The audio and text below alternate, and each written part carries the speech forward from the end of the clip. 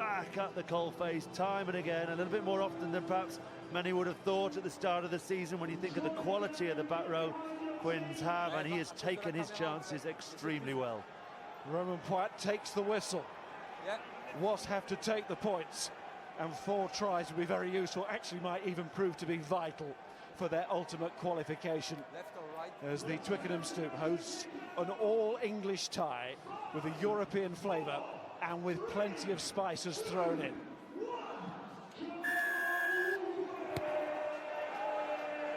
It's young James Lang who gets us underway. What an opportunity for him, having watched Marcus Smith grow into the role at just 18 years of age this season. Lang just 22 himself. Use it! Robson away.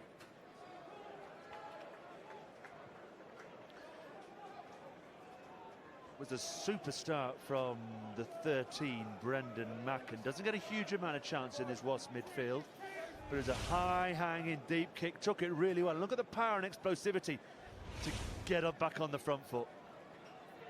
There's Sinclair providing the link in midfield.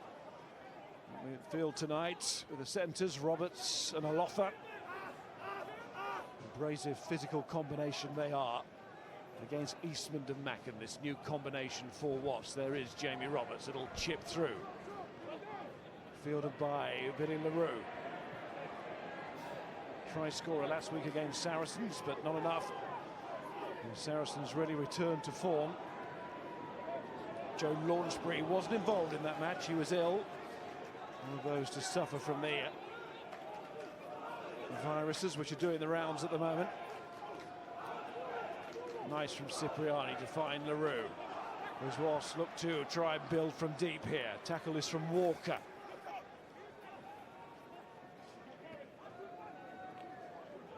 Simon McIntyre back into the side over his knee injury. Bit of good news for Wasps on that front. Right by Quins. Walker stayed down on that far side. Mike Brown is looking to go in behind the Wasp number 14, Christian Wade. Will be a blow if Walker has to leave the field early. He's been playing very well indeed recently. He is extraordinarily quick. Oh, that's a real ribcage sternum clatterer.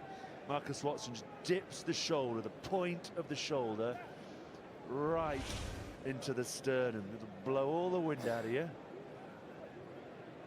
You okay, Quint? Absolutely right about the way Walker has been running around on the Premiership field.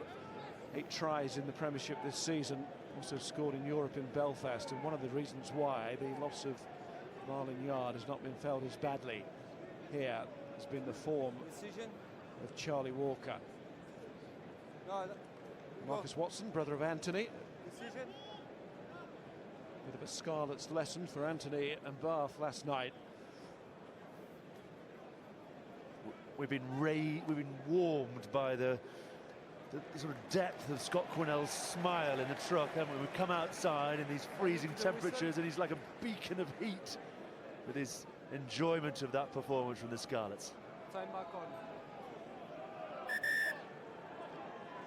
Walker is going to try and stay on, and Cipriani is looking towards it with that kick, but Mike Brown steps in. He's just recovered from his shoulder injury that he picked up in England training. Roberts again to Tim Visser, the Scottish international. Stop! And there's the Springbok international, Vinny LaRue.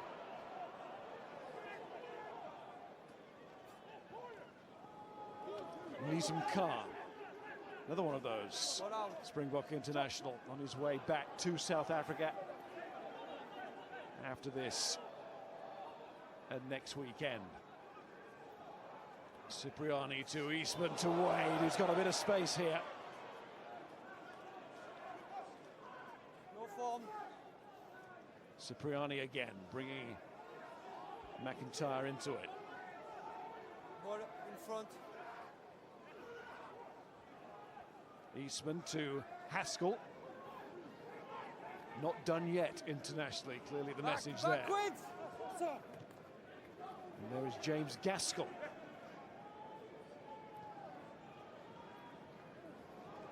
Double tackle from Quins, one of them involved, Dave Ward, the captain. Really does get around the park. And so does Mike Brown, covered well there. That's what he does. Use it. Tonight, Brown's 46th European match for Quins, overtaking Nicky's to his coach. Back. Use Chris it. Robshaw not available in the end this week. He trained, he got a knock on Thursday. He's up on 41. So missing a bit of experience in Robshaw, but again, it's opportunity knocks for Archie White, who was involved in that chase, and it will be Quins to put in. Bothman's thrown himself around, isn't he? But in amongst that previous passion play with Wasps, so 4 or 5 touches from Cipriani. Here he's on an arc, but still fights to get square. Simple, nice early ball. Then he gets the ball on the back and he pulls it early. Just 3 or 4 little touches from Cipriani that highlighted that he plays in very different styles according to what's in front of him. But the key to his performances recently have been almost a consistency of it, not forcing it, not chasing it, a maturity of performance that keeps putting Wasps in the right position to have an opportunity to take their chances. Been very, very impressed with Cipriani this year. It's over for Walker. Nothing wrong with those fast legs, but it's the blow that he took in the ribs, Quins scrum. which has ended his evening prematurely. Time Here back on. comes Ross Chisholm, the Mike Brown lookalike. It's almost strange to use Danny Cipriani as a sort of that role model for safety and security. Yes, the quality of balls are high tariff pullback balls, but actually he's just got so much time with so much practice that he's put into it, but he makes them look so simple. Crutch. I think we all know now that Lima Sopoaga will be joining Wasps. It hasn't been officially announced, but the question to Dai Young understandably didn't want to talk about it this evening, wanted to concentrate on the game, but it's been widely reported.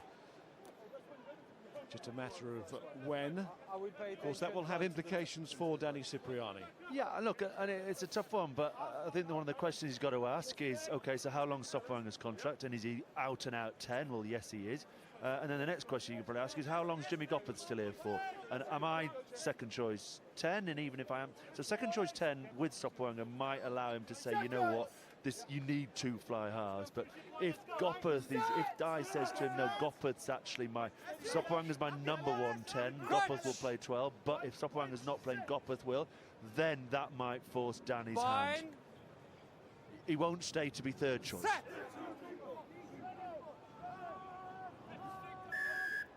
Pushing early, number 1. It's gone against young Lewis Boyce, signed from the Yorkshire Carnegie Club. In for Joe Marlowe, he's got that 6-week ban.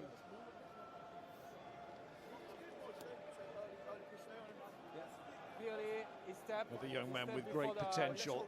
And up against Jake Cooper-Woolley, who in a bit of an ultimatum by Dai Young at the start of this season to not let his career pass him by. Now is the time to seize it and show exactly what he can do. He's a great believer in him, is Dai Young, Cooper-Woolley. He's had a really strong year. He's just, on occasion, I mean, he's missed 1 game, I think, through injury, but his levels of consistency in that tight head role, I'd put him up there really with Vincent Koch of Saracens in that 3 jersey. Just week in, week out, strong player for Wasps. Set. If anybody knows about tight head prop or propping in general, either side of the scrum, it is Dai Young. Eastman to Cipriani again. Here's LaRue. Again, Waite is here on the outside. Christian Waite. Tackle! Robson to Launchbury. Robson again. Cipriani once more missed out. Gaskell given to Haskell. This is a good attack from Wasps. First time they've been inside that Quins 22. Use it. Slowed down a little bit now, so Gaskell tries to get it going again. Eastman waits. He's got a box of tricks. but he's not going to show them this time. 4, side and 3. Joe Launchbury. Nice passage of play, nice lead up again, but Quinn's holding firm in the sort of 5th, 6th phase slot. Eastman again pulls that pull-back ball. He gets Cipriani round the corner. Kyle Eastman, he's got a lovely set of hands in that 12 jersey as well. They don't lose a lot in terms of that ability to go to the line and still play. Hey, number 3. Don't walk back at the scrum.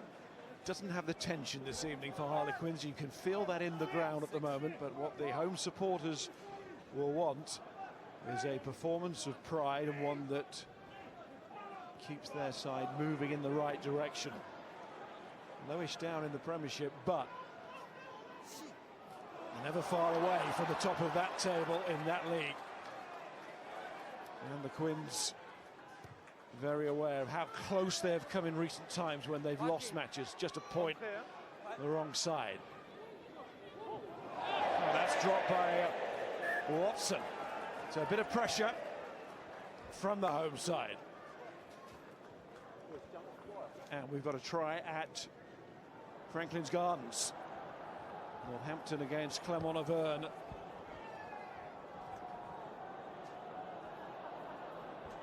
And it's come from the visiting side. Never walk back. And it's Remy Grosso with a very strong finish up the touchline. So it's a good start for Clermont. Results go their way this weekend, they could be topping that pool. Of course, it's Ospreys against Saracens this evening. That would set up quite a big gap. And they'll be very close, won't they, to bagging a home quarter-final with that, with 22 points. They've obviously got Ospreys at home games still to come in round 6, but Clermont, like Leinster, looking to go through the pool stages unbeaten.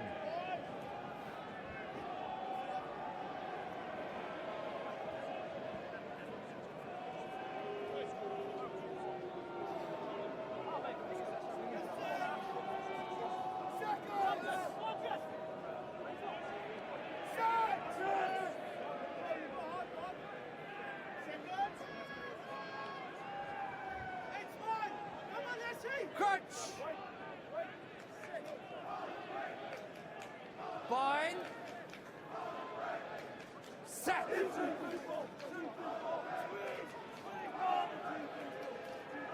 It's Bothma at the base. And the Namibian finds Kerr and Roberts. Penalty given. As Roberts didn't release, he was held in the tackle. He holds you, you have to It's release. a nice little sign of Cipriani's intent about wanting to be out on a rugby field and play and get the win. He could set it up as a Roberts carry down the 10 channel, and it's a double hit. Robson helps out, but Cipriani could easily say that's not my hit if the first man is to scrum half and step away, but dives in, joins in for the double hit.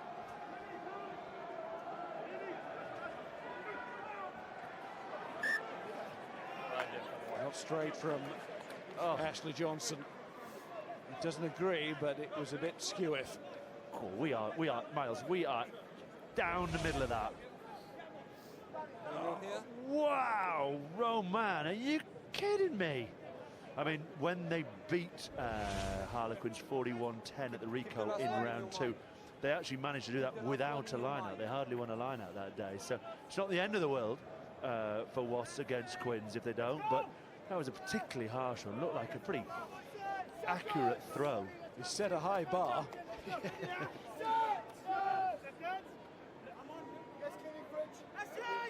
But that's all good if it's Crunch! consistent for both sides. Yep. And it was slightly towards the Wasps side. There's no doubt about that. Set!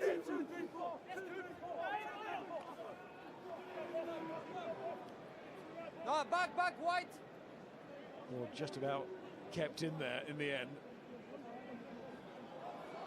Here's Lang, gives it to Lothar, then it's Roberts again. It's excellent work on the gain line from him, but so much more about his game, certainly this season in Quins' colours. Oh, what about this man, Bothma? Broke his arm early on in the season. but he's come back.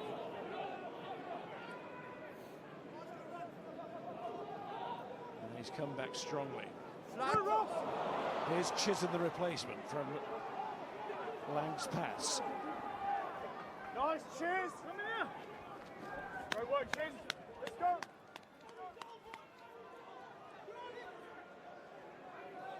Work from Boyce, but he's turned over, and then Johnson gives it to the flyer from the back LaRue. Then Robson, he can really move as well. Once more, Wade calls. It's happening down his flank, but not quite going for him yet, Christian Wade. Make sure you're onside. Good kick from Robson, that. Quinn scrambled pretty well. There was a chance. LaRue flew into the line from the turnover. But Bothler has been the sort of main focal point for Quins when it comes to really taking Wasps on in and around the fringes. He is an absolute unit. He's made some big tackles. I think he's got smash written on his forearm on the bandage there. Not the sort of character you want to run up against on a rugby field too often. Namibian, is that sort of Jack Berger territory, isn't it?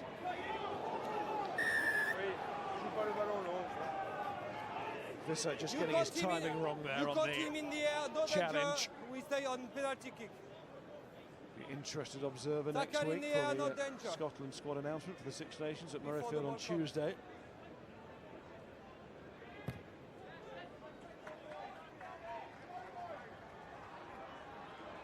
Ça va être comme ça tout le match, donc on reste bien dedans.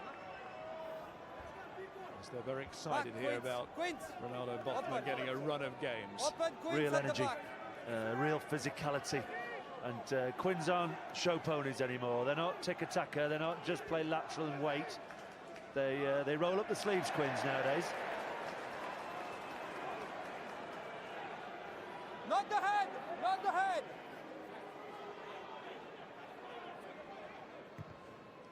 Good line-out win for the Quins. Kerr puts it out. It gains useful ground.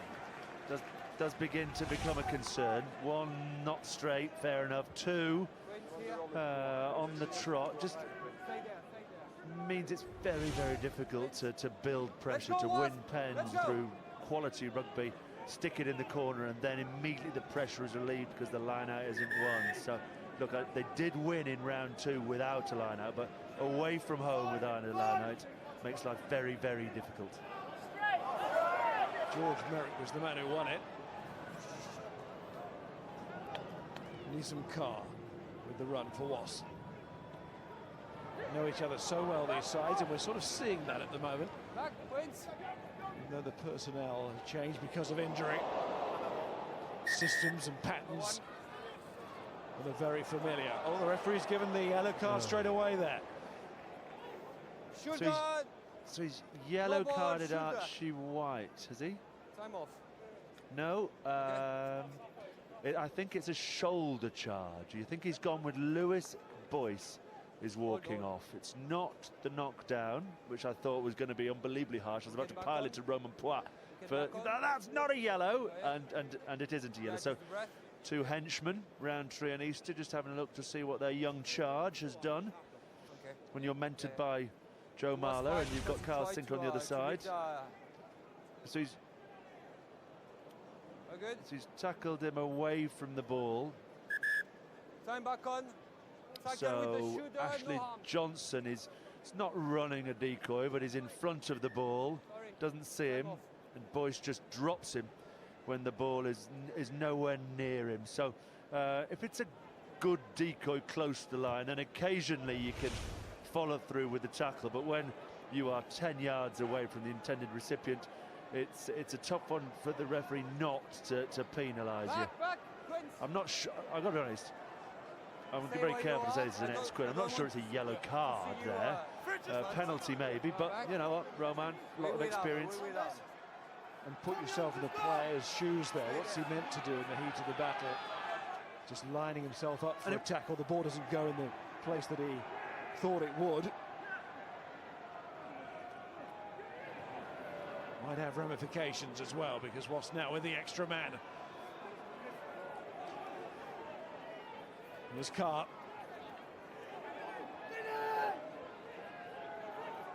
Thomas Young.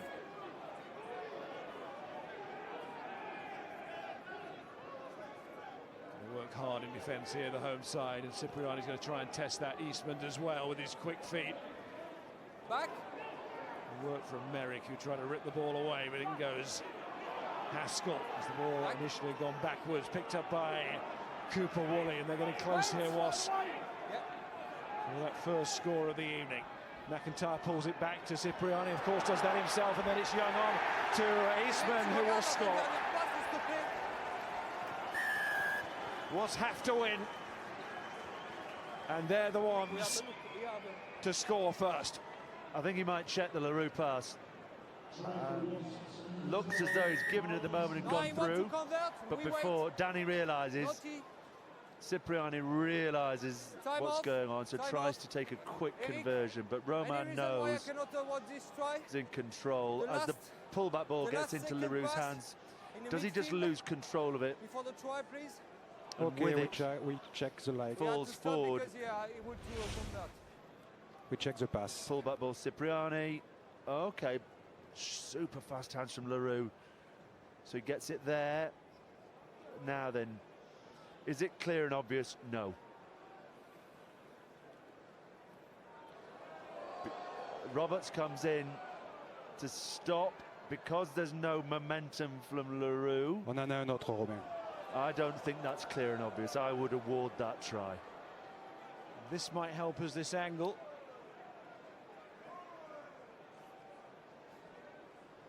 Look, I think, how many times can you tell? Okay, I they know have a Stuart Barnes was decision. talking about it Nothing in the clear Ulster dividend. game, wasn't he, I when agree with you. Stockdale Seven scored a is try. in the same line. He got the ball. He got the ball at the back. That's a try. Yes, maintain the try. Stockdale's try against La Rochelle earlier. Thanks, Eric. You could have gone through it with a fine-tooth comb and found perhaps it was a millimetre, but in order for speed again, it was not clear and obvious that that was a forward pass. That is a fair try. in the same line, and he got the ball back. Danny Cipriani wasn't so sure initially. He was trying to get that conversion over, which the referee didn't like, but the referee was happy, and so was Cipriani. First replay, Cipriani comes back to the kicking tee. He was confident then, and he was confident with the kick as well. So Wasps add the conversion to the opening try, scored by Kyle Eastman, and it was a good one. Oh yeah, they really are. I think McIntyre again there, he sets the play up. So many of the Wasps forwards are comfortable on the ball and able to stand in at first receiver. So that's McIntyre in at first receiver. He's the one who's distributing the ball to Cipriani. That gets Cipriani one out, another decoy in behind. They really are. When they get that quality of pass going, then I don't think anyone in the Premiership does it as well as Wasps. Mackin on the restart again.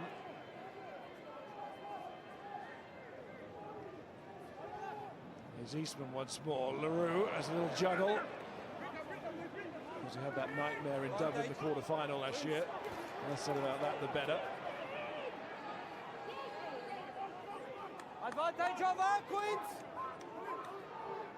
Quins looking to hit straight back. Can they do it? Roberts.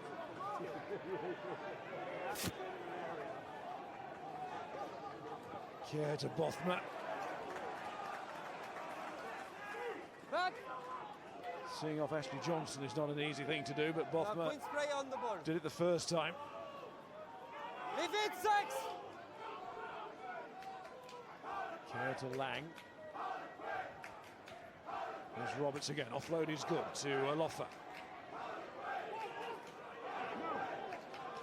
Care just checking to see if there was a gap, and then he nearly threaded Lang through the space, but LaRue might counter here, and he's off. Just a half tackle from Roberts was enough in the end, but there might be a chance for width here for Wasps, and Launchbury has seen that Cipriani and Haskell were waiting. Carr straightens it, and Carr goes here, covering the ground, and he still goes. Oh, he's going to finish this. They'll miss him all right. The turnover, Lang spills the ball off the Danny Kerr pass, and then LaRue, he is like a viper. He will strike from anywhere, sits deep, waits, accelerates into line. From that, They're in behind Quins. Launchbury, first receiver. Another Wasp forward, comfortable with the ball on hand. Lang almost didn't want to take this gap on. Danny was waiting and waiting and waiting for him. Then when that turnover, LaRue's off. Launchbury in, pull back. The quality of Haskell's hands, we have to acknowledge that. Often just running at brick walls. On that occasion, prepared to go round it. Chisholm is thinking he's going to pass to Wade. He's going to pass to Wade. Carr holds the ball in two hands and just keeps running. What a short-term signing that man has been. Well, if Wasps were to qualify, Nizam Carr would not be part of the quarterfinals, but he certainly contributed in his time, and he was covering the ground there like he was back home in South Africa. Hard service on a sunny day. Well, it's a chilly evening in West London, but it's a pretty firm surface, and the Wasps able to play their fast game, and it's a fast start now, 14-0.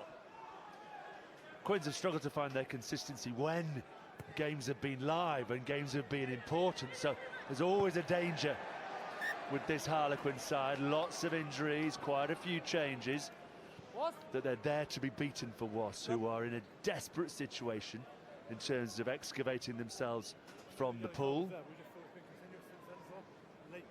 Mistake on the restart from young Lang, just when Harlequins needed to get back in with a foothold. Well, watching on is Elliot Daly, and you'll be enjoying what you're seeing, Elliot, thus far. Yeah, 100%. I think we'll take 14-0 after 20 minutes, definitely, and especially with one of their guys in the bin at the moment. But I think you just see the impact of Danny Cipriani, Carl Eastman on the ball. It's just creating that space out wide, and one little turnover, one try, and then one well-made try. So, yeah, it's going well at the moment. Willie LaRue seems to be in much better form, Elliot, in 3 or 4 weeks. Yeah, definitely. I think he's really coming in as a playmaker at the moment for us at first receiver with Sips as well. So they're very interchangeable, and you see how many touches he's had already in the game and how good he's been so far. Quins bringing on Mark Lambert for the scrum in the absence of the Simbin Lewis boys, and he's been part of that. As a big win, because that was a 7-man scrum, because they realised that Wasps had that midfield situation, all their threatening backs, so went in. It didn't drop didn't plug the pack up with an extra man like Jamie Roberts or an Alofa on the side. Too dangerous, that midfield threat. So big win for Quins scrum. Credit to Lang there, just made the mistake on the restart, but he made sure that went into touch. Long way into touch. Had a habit of, when he's appeared for Quins, coming on and winning matches against Gloucester away last season and Saracens in the Anglo-Welsh this season. He's certainly got the nerve. Here comes Jamie Roberts, who's certainly got the ball there. And there's a chance for Quins, and it's Lang. Tackle from Macken, in goes Danny Kerr. They need a score, they need one quickly. And Chisholm hasn't quite got it. From the line-out, Peel, well done, Christian Wade. They stick Christian Wade in that first defender slot. What Harlequins know that Bothma bounces out of the line-out. In he goes, rip, in and away, reverse angle, who makes the tackle? Well done, Christian Wade, drops it. They scramble around the corner, Macken here in the white boots. Big tackle on Lang. They're in trouble now, but they scramble well. And just the accuracy of the pass doesn't allow George Merrick just to lift it into Ross Chisholm's hands. Chance missed.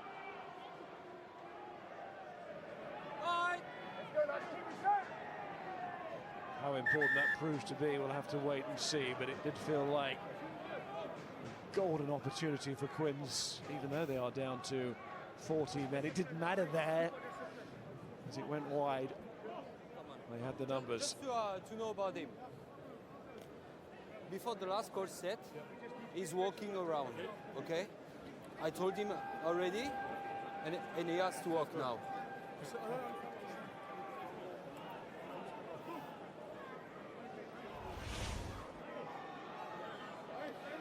Willie LaRue just drops low. Realise if he goes midriff there against a man the size of Merrick, Merrick can regain composure and control and offload nice and comfortably to Ross Chisholm. So LaRue identifies that and just drops knee high, chops him to the floor, and with it the offload has to be pressured.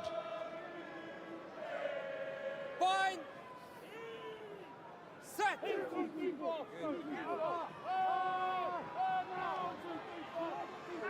Lambert looks to go again on the scrum, but Carr comes off quickly.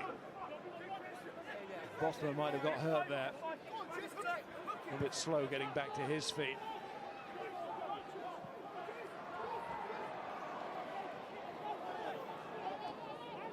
It's Chisholm. Back. It's Quins without their number 8 here. Nearly at the end of the sin-bin period for Boyce the prop. As Lang and Roberts combining again, it's pretty direct from Roberts. And also from that man, Mike Brown, always is. Loffer, Loffer.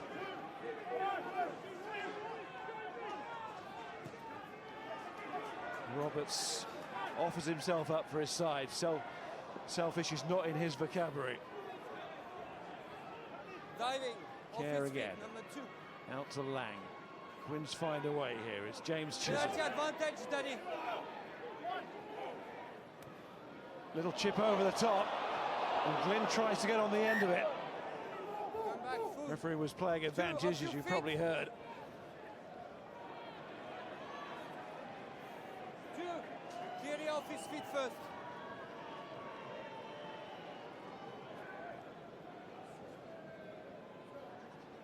Only one place this is going, Miles. 14-0 down in a game against your oldest rivals. Play on first. They'll go to this corner. They'll try and get a 7-pointer back as soon as possible. Get them back in this game. As it doesn't feel like the night to chip away, does it?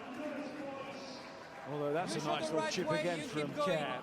How good is his kicking from Hambean this season? Outside of the foot as well. It's a classy little footballer that he is. Dinks it. It's a dink rather than a kick. Almost places it onto the knuckle of his foot. Quins back to 15, and that is not straight. Scrum or line out. Scrum or line out, wide. Scrum. If you don't perfectly bisect the centre of this line out, Roman is going to do you tonight. Sort of got the initial idea that it may not quite have been straight when the catcher from the left-hand side touchline is leaning to his left. Wide.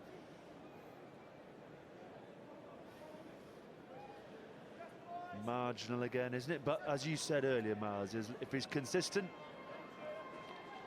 then no coach, no hooker can complain. Crunch.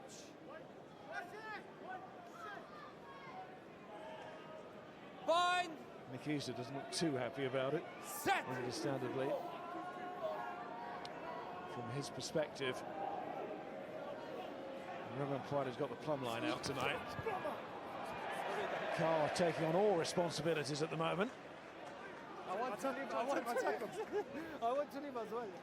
I mean, the crowd sort of jeered Nissan Carr, actually, but from a number 8, he's got out round the corner, line out on about the 30-metre line. It's not a bad extraction from your own sort of 5-metre line. Not awful.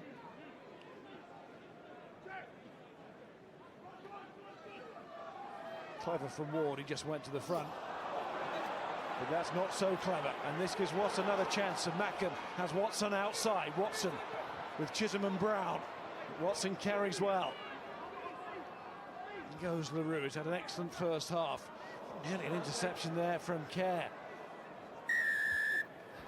Referee's given it as a penalty. I think it just stays at a penalty, nothing more. That would be really harsh. Is it a penalty kick? It was deliberate. Wasps asked the question, as they're entitled to do. Cipriani puts it into the corner. And we'll bring in Nick Evans from the Quins coaching staff. Nick, bit of a frustrating last few minutes, so close to that line. Yeah, you're right, mate. We've just been guilty. We just haven't looked after the ball well enough. Our individual responsibility of looking after the ball, making good decisions in the right areas of the field just hasn't been good enough. And you've seen that in terms of defence. We just haven't reacted quick enough to turnover ball, and this is probably one of the best teams at Europe at stinging you on turnover ball. And we've been that half a yard off, and you can see what happens. Anything else you need to fix quickly? Need to score some points, mate, before half-time. Simple as that. Yeah. Get some momentum in the game, get some not scoreboard pressure given where Wasps are at the moment. And it might just get worse for Quins on that front, because Wasps are up and over the line to make it 3 tries now. And their quest for a 4th quarter final in the last 4 seasons is still very much alive. They're known as a sort of Flash Harry of a Premiership side, aren't they? But that is old school. Great decision, go to the corner, throw, accurate, Launchbury rises high, set early. Body height's low, Wasps in and lower than Quins. Now Quins are scrambling, 1-2, dropping out, legging it round. Boyce, Glynn, can't get there, someone else. Real control. Often see Young right at the heart of anything that Wasps do well when it comes possible penalty try. If they hadn't scored, Chisholm just comes flying round the outside. Ashley Johnson's boof just piles through the middle.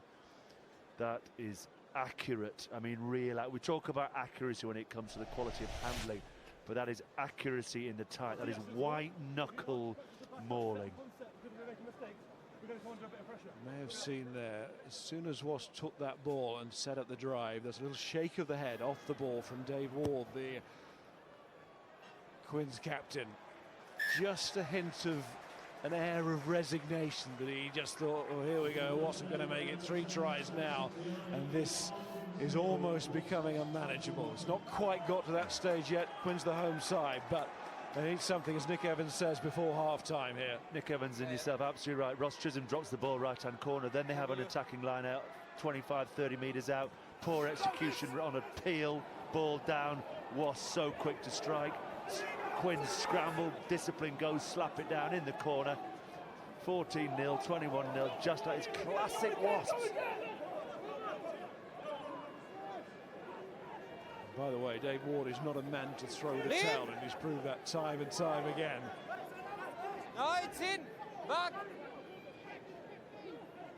But he wouldn't be human, or it wouldn't be a natural reaction, given where Quins are in the competition and are in this match now. I said at the start, they need to dig deep. Well, they've got to go deeper than that.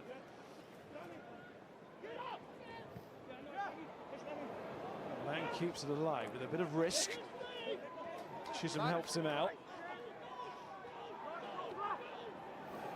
Sinclair. Kerr. The crowd needs something to get their teeth into as well, the home supporters. Lang gets another chance, finds Glynn. There's Boyce. I like that from Eastman. He got bumped a little bit because went straight back in for the scrap, then doubles up on another tackle. And that was Ward and Sinclair, and Ward showing he's not throwing the towel, and nor Danny Kerr. In goes Ward. There's a call from Visser on this side, but Mike Brown offloads to Archie White. Visser wanted a kick in behind there. Bothmer has recovered from that knock, and he's living up to what's written on his arm. And there goes Brown, but that's stolen by Cipriani. And somehow he gets the kick in, and LaRue and Wade are after this, and it's young Lang who does really well, and he goes again. Brilliant play from the youngster, and it's in behind. Now this will get Quins going. Chisholm on the chase. Can he control? Has to take this one, really. And does!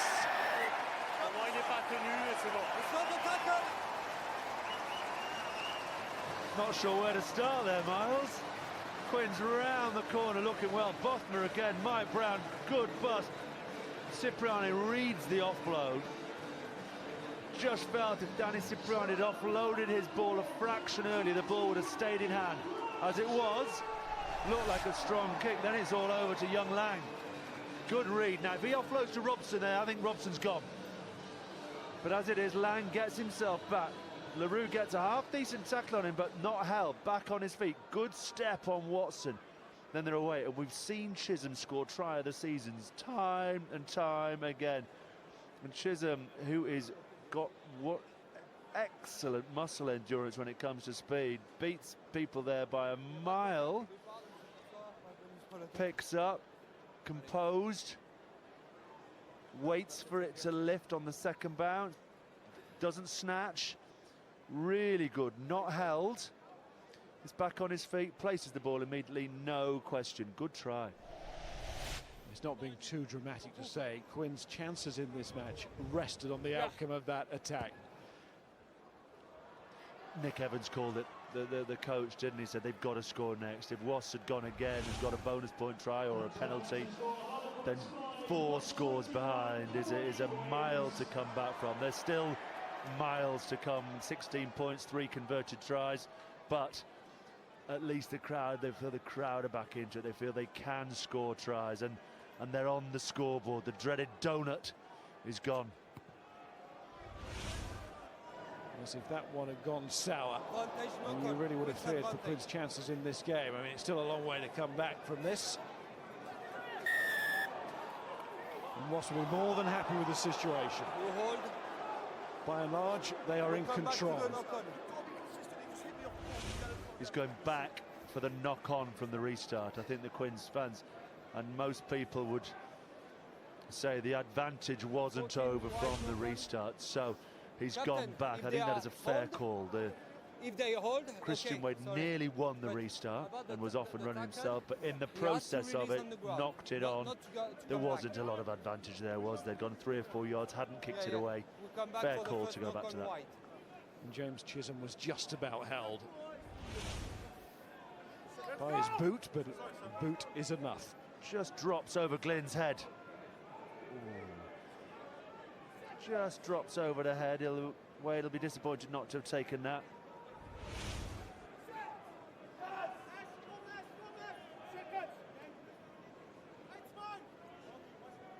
Crutch. Bind. Set.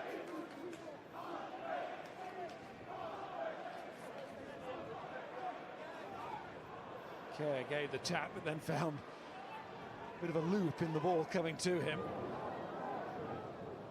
Cipriani's eyes were lighting up for a second there.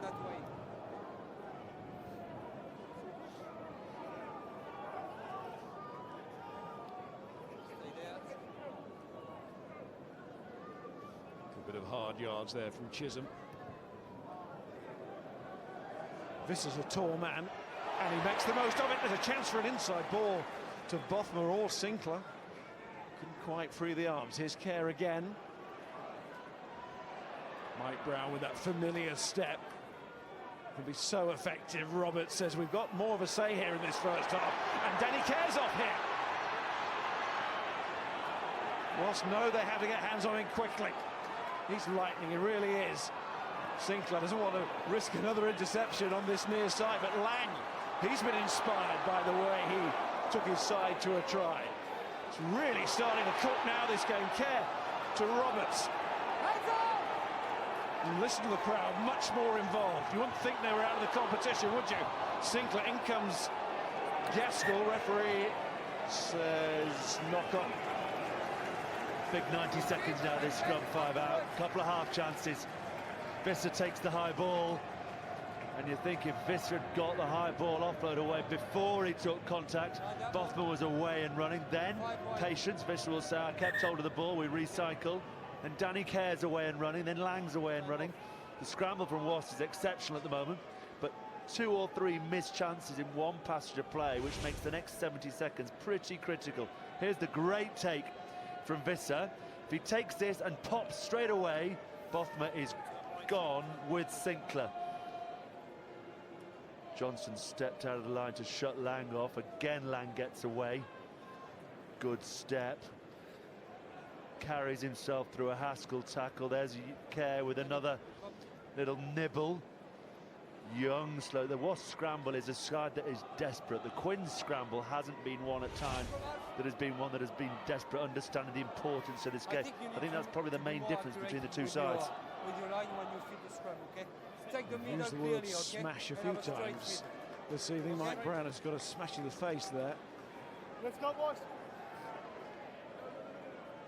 They don't make them much tougher, though.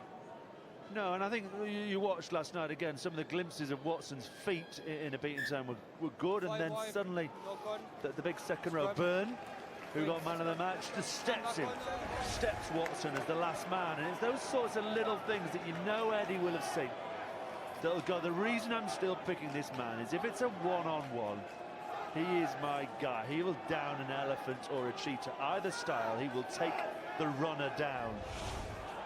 His leadership and heart and belief as well that, of course, Anthony Watson has too, but Mike Brown with all that experience.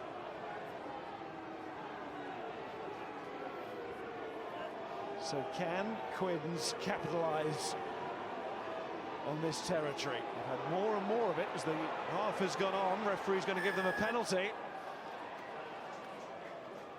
Too wide. Scrum again. Sinclair knows what he wants. We'll come here. Number 2. The Visser Standing up. offload that didn't happen, and Bothmer on the inside. We also had Sinclair there too, who just jogs but keeps up with anybody on a rugby field. Eats up the ground, doesn't he?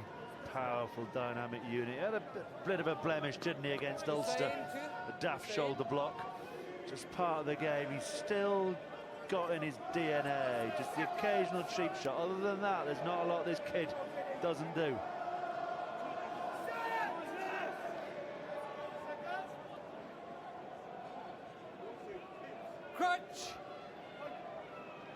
Well, in a way, whatever, Quins are back in it, but they'd like to show that on the scoreboard. Yeah, absolutely. They're looking here to run an 8-9, perhaps run Roberts short and either hit Roberts off Kerr or put Lang in behind him. There goes Kerr. There's the bullet. There's the space, and there is James Lang. And it's not lost on Quins that Wasps are standing in their way tonight, and they would love, simply love, to deny Wasps qualification in this competition. And also they play them here in their next Premiership fixture. So they've got that bubbling on. I love remote control rugby. There it is. Roberts comes short, attacking that channel. He's been taking it all night. Macken desperate for the hit. And Lang just slides round the back. Kerr puts it in front of him on a plate. Then it's a very, very difficult adjustment tackle from Watson, who's trying to follow Macken in to make the hit. But when you're sort of covering a 10-15 metres slot channel, makes it easy for Lang to scamper his way over. Well, there we are, half-time. We've got their rather circuitous route in many ways. Wasps with those 3 tries, 1 away from that bonus point then, which could be so crucial to them, and still with a pretty healthy lead. And if given this situation before the start of the match, I'm sure Wasps would have taken it, but certainly Quins will take this in view of how the match started. And we do have a contest here.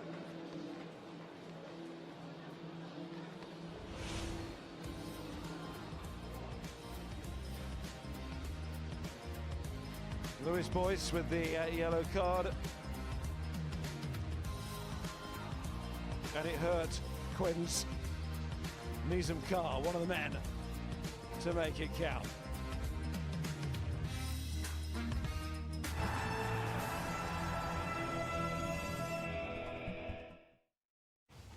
Work as a pack to control the drive, talk to each other constantly. Yeah.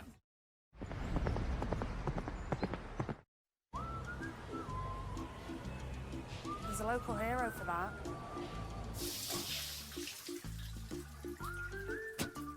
There's a local hero for that.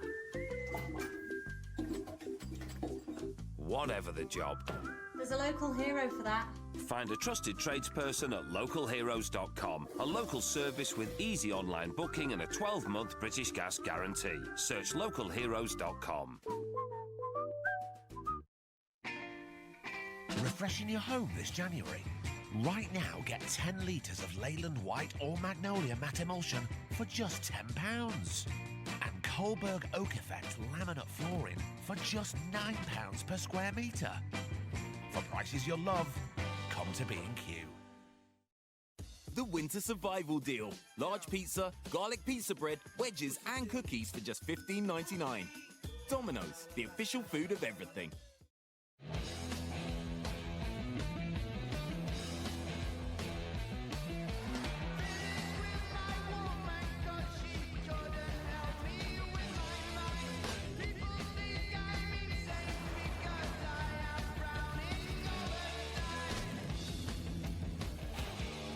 The all-new Nissan Qashqai Tekna Plus. Expect more. Now available from $249 per month at 0% APR representative.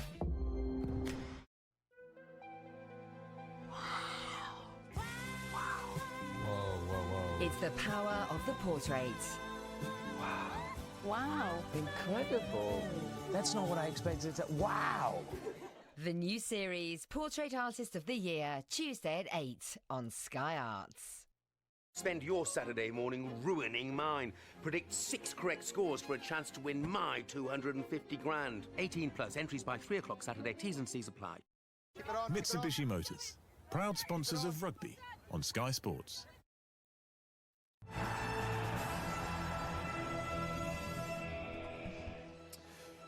Let's take you through the stories of round 5 so far, starting with half-time at Franklin's Gardens. Claremont no win, and they're all but into the quarterfinals by the crossing of the T's and the dotting of the I's. Well on their way at one stage. Remy Grosso, what a try this was as well from the former All Black Isaiah Tuiava.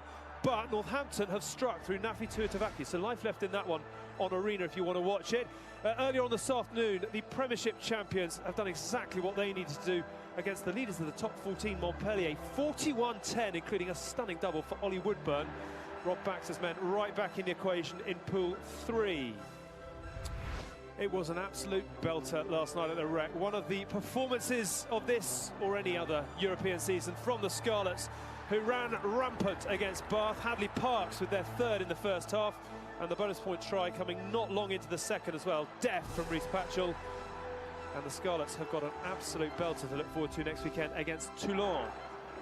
Earlier on this afternoon in Pool 1, Ulster found a way to the win. Not pretty, but certainly it would have tasted beautiful. Jacob Stockdale with one of their 3 tries, and they are still in the equation in Pool 1. They've gone top for now. Christian Lealiafano bidding farewell after a short-term contract, but Les Kiss will be mighty relieved off the back of that one. This is the other game in Pool 1 this evening. Unfortunately, indiscipline doing for Lewis Boyce and Quins early on, and Wasps have made them pay with 2 quick-fire tries. Kyle Eastman scooting over the line, and then this was really, really impressive from Nizam Khan. Talking about impressive short-term contracts. I wonder if we'll see him again in the Premiership before too long, but galloping his way to the try as Wasps built themselves a healthy lead. Then they went to the nuts and bolts. Ashley Johnson at the back of the bundle in full control at that stage, but Quins have managed to find their way back into things. Ross Chisholm with pace to burn, and the skills as well. Great patience as he worked his way over, and then right on the stroke of half-time, Jamie Roberts with a decoy and James Lang with just enough power to make it under the bar, and we have got more of a game than perhaps we were thinking, as Quins have pulled themselves together to offer some sort of resistance. But it is Wasps in control at half-time. Ulster leading the way. La Rochelle picking up a bonus point, sitting on 16 for now, and Wasps at the moment, if they are to win, will take Pool 1 to the final weekend with 3 teams looking to emerge from it. Just a quick confirmation of what the top 8 looks like for now. All calm and collected under Dai Young at half-time in that Wasps change room. Claremont, if they do win, will be through at the least as one of the best runners-up. Leinster, Scarlets, Ulster and Munster, the other pool leaders. La Rochelle, Exeter and Ospreys, the other sides currently sitting in those quarter-final berths, with Wasps at the moment moving their way up to 9th. Bath, Toulon, Montpellier, the most realistic challengers going into that final weekend. But Racing 92 yet to play this weekend. Surrey is the defending champions, one of those with most of the chasing to do. Happy at half-time, or perhaps a little bit frustrated that it isn't done and dusted? Not done and dusted, but I think if we went in 21-5 or 21-7, that bit better. But that last try, we'll probably, I hope it doesn't come back to haunt us, really. Yeah. Let's get straight into the analysis. And we talk on nights like this, you've got to keep your cool, you've got to do what you know you've got to do. Indiscipline is always going to cost you, and Wasps have made them pay. But what do you make of the yellow? Well, you have a look at this, and when you come out to the line, it's so far away from the action. And not only that, he's so low as well. Boyce goes so low, so it's in sort of the hip and the knee area. So it's definitely a yellow card for me. What about the tries, though? I mean, off the training ground or just playing what you see? I think play what I see. I think you see here with Thomas Young, Scott was saying at half-time, he's just holding his feet there. He's coming short off sips, but then realises that he's not going to get the ball, so he goes off Willie LaRue and then sets up the try. And you have a look at this. Oh, Haskell, that is just absolutely fantastic. But when Carr gets the ball, he runs with his head up. You know, he doesn't look to make contact. He runs out, and the step inside just does Chisholm. You know, as a full-back winger there, you've got to come in and just hit the big man. You know what I mean? If he gives it to a quicker man on the outside, that's fine. You just got to make that tackle. He's certainly caught the eye of the supporters. What's he been like to play with?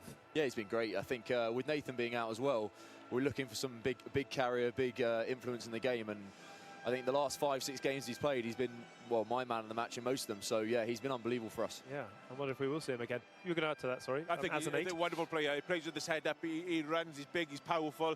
You know, he's one of those guys that gets you over the gain line. You know, it doesn't matter if you're forward or back. Guys that get you over the gain line, priceless.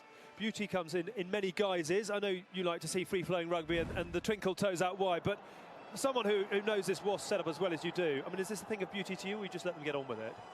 I let them get on with it, really. Right. But I think Jimmy Gofforth probably would have stolen it off Ash if he was playing today. But yeah, I mean, it's a go-to for us the last couple of seasons. I think we've worked on it massively, and you just see the rewards we've got up. I don't know how many tries we scored this year, but we've scored quite a few from that similar position. Yeah. If you are to go far in the tournament, those are the kind of tools that you need. It can't all be razzle-dazzle. Look, it can't be. And one of the points I was going to make before the game, until you back started talking and just kept on going, was the fact that Joe Launchbury, you know, he's the glue within that side. He's a big man. He's a strong man. He's a slab of meat in there. Yeah. He won that line out. He got in there. And have a look at it. When you look at it again, he never stops his feet moving. Yeah. And if he does that, he creates a momentum, and he brings people around him. Wonderful player. Slab of meat?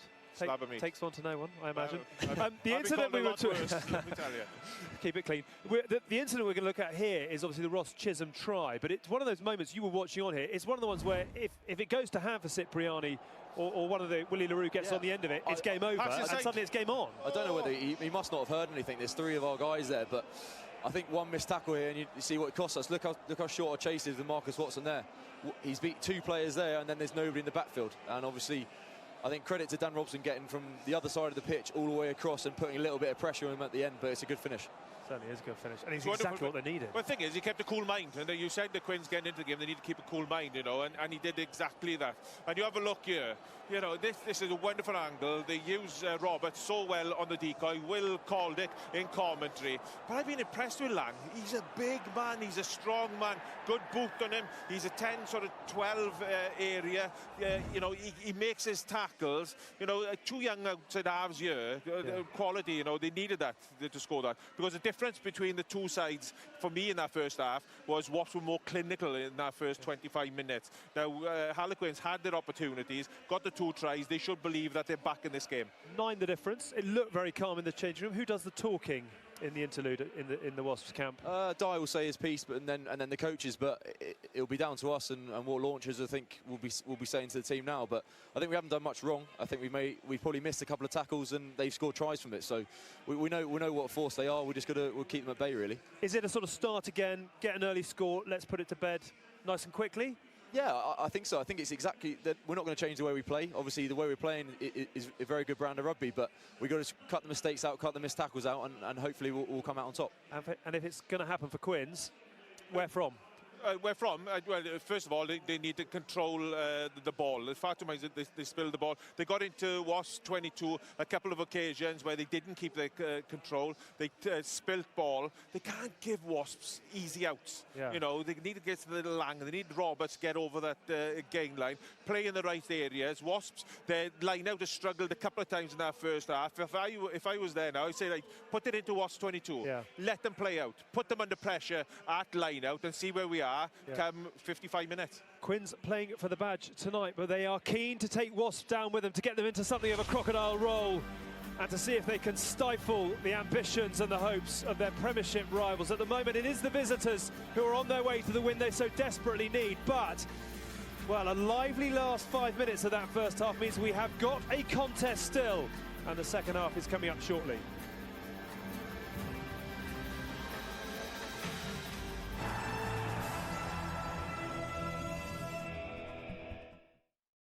Okay, team, bring it in. Intelligent running lines can help beat defenders. Right, let's do it. With a smart meter, you can see exactly how much energy you're using to the penny, helping you understand how a few simple changes around the home can reduce your energy and lower your monthly bill. Contact your energy supplier today about getting your smart meter at no extra cost. You get more with Betfair. More edge-of-the-seat action. More drama. And more last-minute winners. Get more from Betfair with this great odds boost shown on screen now. Are you ready for more? But I like my chicken burger dipped in chili sauce and then reheat it. I'm a dirty eater. Tap the app today at hungryhouse.co.uk. Because nighttime. Because babysitter. Because remember this. Because places to be and be seen. Because letting go. Because our time. Because hybrid. Because sometimes the only reason you need is because. Toyota CHR. In 2018, there is one unique place where you can experience moments beyond your imagination. Escape into a world unlike any other. There's nowhere quite like Sky Cinema. This is our time. We're here to win a war. We've just invaded hell. Sounds scary, doesn't it? Mitsubishi Motors, proud sponsors of rugby on Sky Sports.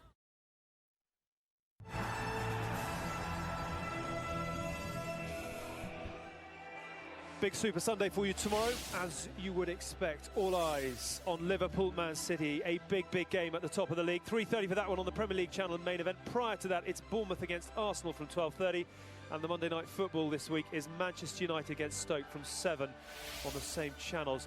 For us tomorrow, we've got one eye on Leinster, who are one of the front runners this year. Glasgow Warriors out of contention, but always dangerous. 12:45 on Action, and then we'll see Munster in Paris to take on Racing 92. Great affinity between those two after the events, of course, of last season. So lots to look forward to tomorrow.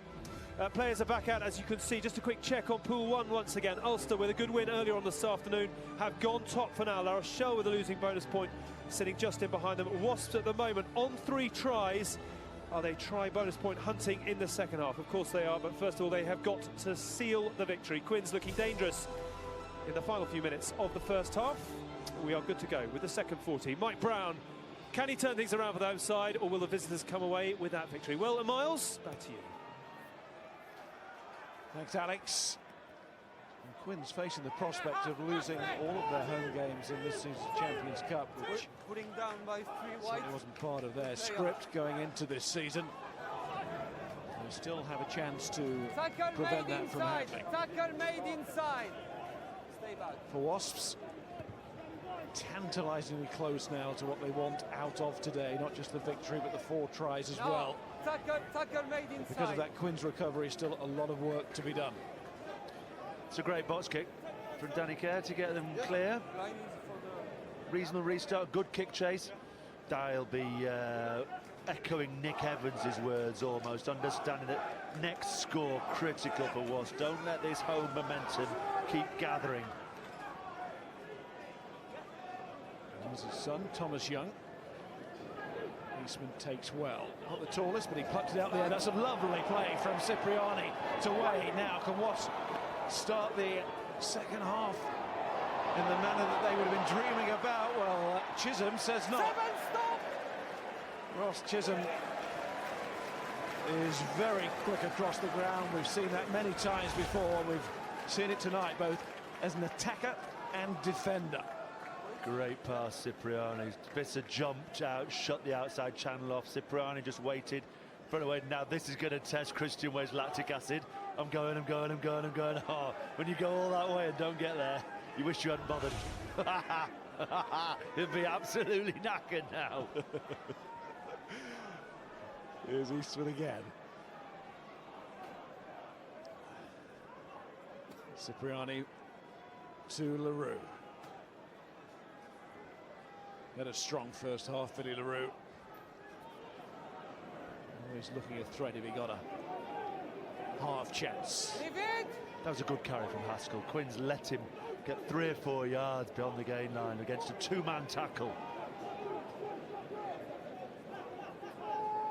The player looks like he's coming right back to form, James Haskell here. Cipriani running the show, and Cooper Woolley showing what he can do. A rampaging run from the prop. Picked up by Launchbury. He looked left, there was nobody there apart from Robson. And he was well covered.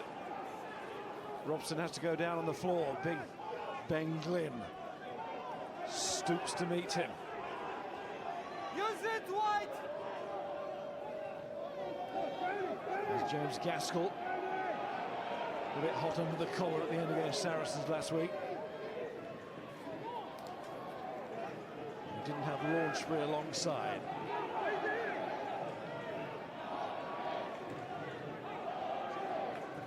Gaskell again. Robson, Johnson, Cipriani. Another smooth display from Danny Cipriani. And what about Carl Eastman? Already scored a try. Robson offloads to Jake Cooper-Woolley. He's getting through a lot of work at the start of this second half. Cipriani runs onto it again. There's the ever-willing big oak that is Launchbury.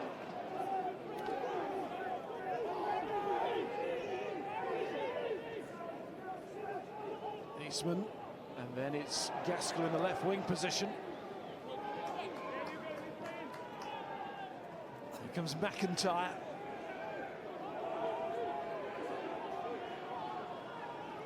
Quins are keeping Wasps out, but this is a confident attack. Building patiently, then Billy LaRue sees it crashing to an end. Strong defence that, because that was an excellent piece of attacking play from Wasps. The combination of runners and riders that they had on the ball. Willie LaRue, Kyle Eastman, Danny Cipriani slotting into first receiver, big ball carriers, Haskell, Cooper Woolley, all denting gain lines. So a real doff of the cap to Nick Easter's defensive platform. A little bit of an experience again there from Lang. He went for broke. There was no need to.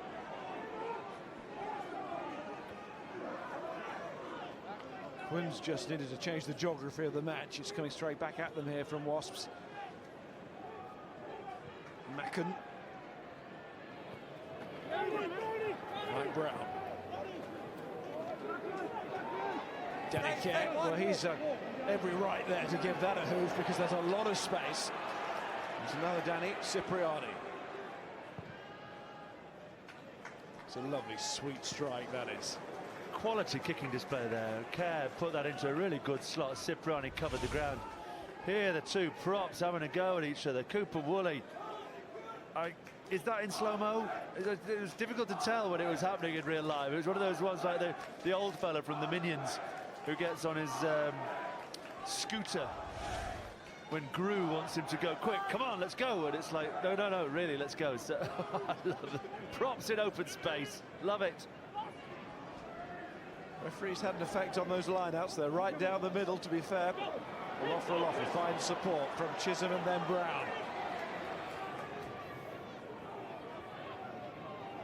Kerr. Lang. can just see the difference between Lang and Cipriani. Lang much earlier in his career, obviously, when he gets the ball, just sits deeper, even when there's quick ball. Wasps get a sniff of fast ball. Cipriani's as flat as a table on the game line. He is right on it, whereas Lang, quick ball, just sits, wants to give himself time, wants to take all the options, and that's what he'll learn as he gets more game time.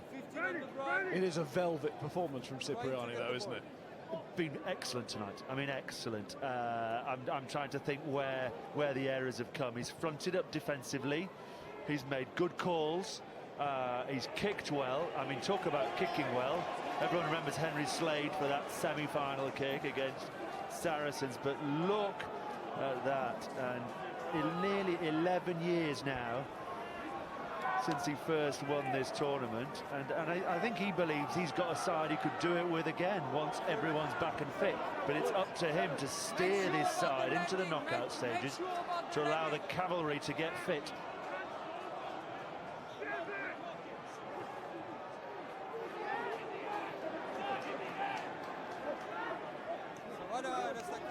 Wasps look to drive. It's worked before.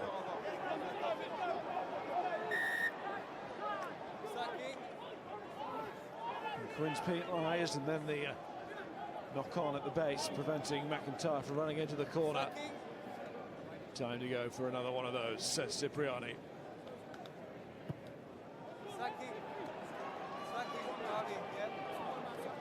I think Wasps feel they can put this game to bed. They know Quins will keep playing and might produce something magical for a 5-pointer here. But if they can get themselves up to 26 with a chance of a conversion with a bonus point in the bag. Just when we thought the lineouts were sorting themselves out.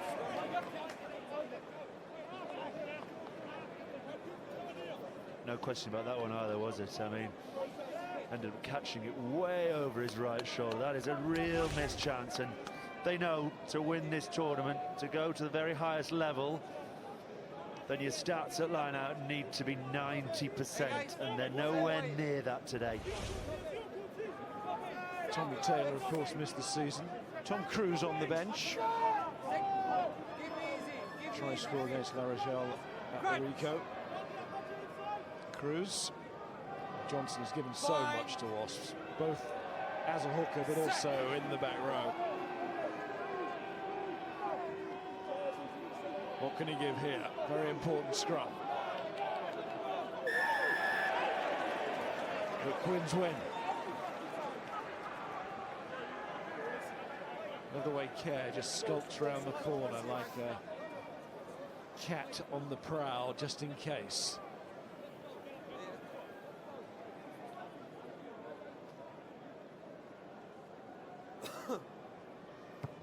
News of a score coming in from Franklin's Gardens and Clermont Auvergne. We've got one or two issues here. Was 15-13 their lead after a Malander penalty, but here goes Ben Foden. And there goes Ben Foden. Gone all the way, so was converted. Northampton lead by 20 points to 18. Clermont win. They're going through as at least best placed second team. In a great position to top the pool as well. But they're not winning. Northampton showing fight, as Quins are showing here.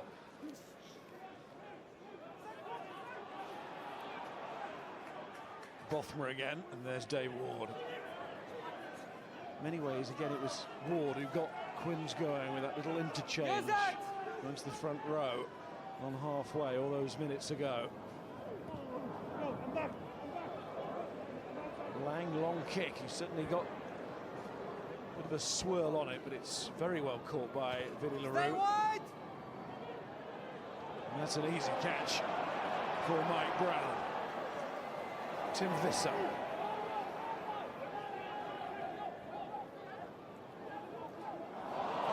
Knock on, chance for Launchbury to launch, and he does. And Robson switches the point of attack, and LaRue was on his wavelength, so too Cipriani, and then it's Wade.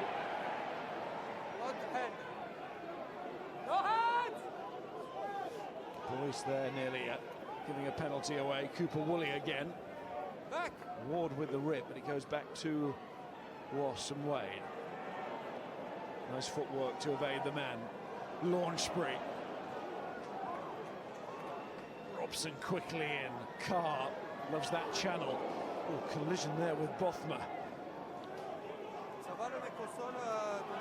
Gaskell's carried well tonight. Accelerates, occasionally standing star, but always lifts the knees and goes hard.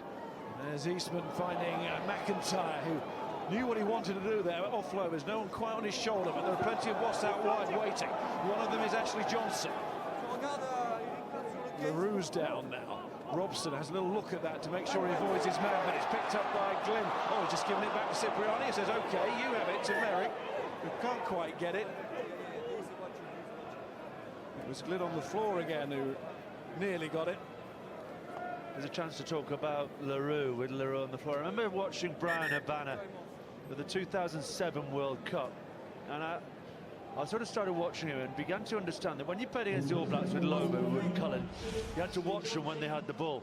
And then it almost went on its head as sides looked to play off counter and off turnover ball. You got to a stage where you almost had to watch Habana when you had the ball, if that makes sense. So when England had the ball, or New Zealand had the ball, you want someone in your team to go, where's Habana at all stages? Because if we turn over, he'll be near, he'll hurt us.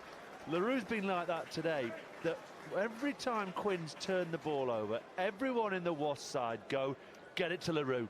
Someone find him. He'll be sat in behind the ball and he'll come into the line and gets one touch, then two touch super quickly. So I know it sounds strange to mark someone when you've got the ball, but there are certain players in life that you almost need to know where they are at all moments, even when you have it, because you know the second the ball's turned over, he'll hurt you. And perhaps relevant to that, because he's always near, or very often near, Christian Wade, and everyone's so frightened of Wade, that's part of the equation, isn't it? Yeah, and then he carries the ball in two hands and you go, am I taking Wade or not? And he goes through and he's gone, and he gives it to Wade 20 yards behind where you thought he'd give it to. He is a really good footballer. When Wasps was struggling at the start of this season, he was forcing it. He was trying to do everything as Wasps has settled, went on that run of 6 consecutive wins, then LaRue has become much more settled and so lethal.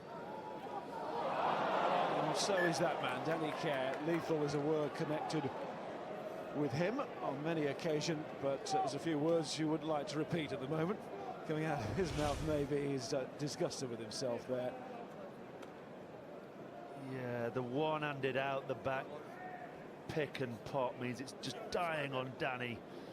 Can't get into his hands fast enough. Tries to tickle it with his fingertips high into his trajectory, but not to be. And as you say, every time Quins have had an opportunity in the second half, they seem to give it back to Wasps far too quickly. And to be fair, he controlled his mouth. See, that's what parenthood does for you. Yes, yeah, absolutely. It's good to see a man control his mouth. Talking to some of the teams I'm involved in at the moment, making sure we use appropriate language, even when we're playing, not just supporting, when we're playing. Set an example. Maybe we come closer. Kids are watching and listening all the time. Closer. And that's nice to see as well. Not just the kids watching in the crowd, but also the chuckle between Sinclair and McIntyre. Crunch! A bit ill-tempered recent meetings between these two, but this has been played in excellent spirit. I totally agree with you there, Miles. There's been no real niggle, no. Obviously, it was the yellow card to Boyce, but other than that. Kerr can't wait to get in there. He wants to make amends for that mistake. He's got a perfect chance here. Oh, Chisholm's done it now. Just can't cough up the ball like this, Quins, if they are going to make any impression in terms of winning the match. And they are penned right back again by the boot of Danny Cipriani. And to show you what LaRue does there, he flies round onto Cipriani's outside shoulder, which gives Cipriani time for the kick.